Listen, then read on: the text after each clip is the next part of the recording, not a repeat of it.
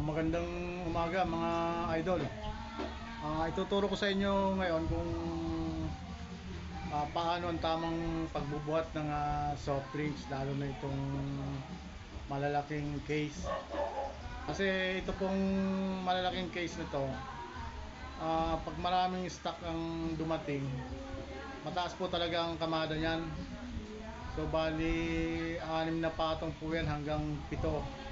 So medyo mahirap po diba kung hindi natin alam kung ano yung tamang hawak ng case sa pagbababa niyan.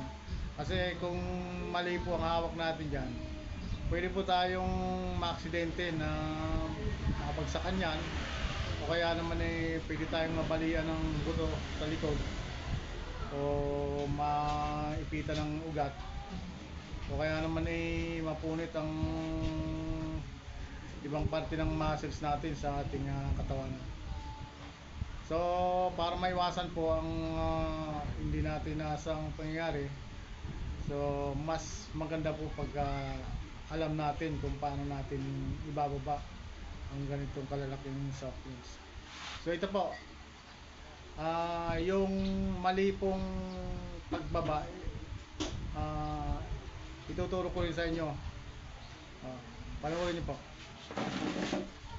Una po, ito yung mali na ginagawa ng karamihan. So dito po ang hawak nila. So mali po yan, mali po ito.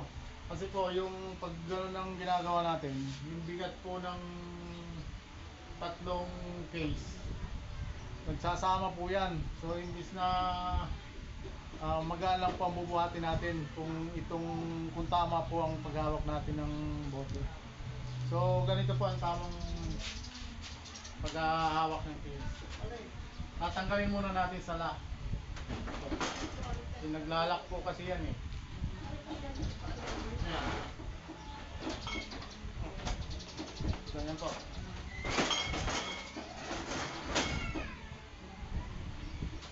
Kasi po yung case po na yan, may design po yan na kakaiba dito sa ilalim. Ito po.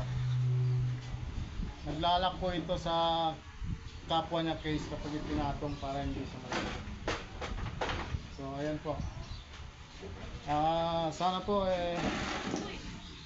nakatulong sa ating paghahanap buhay. Maraming salamat po.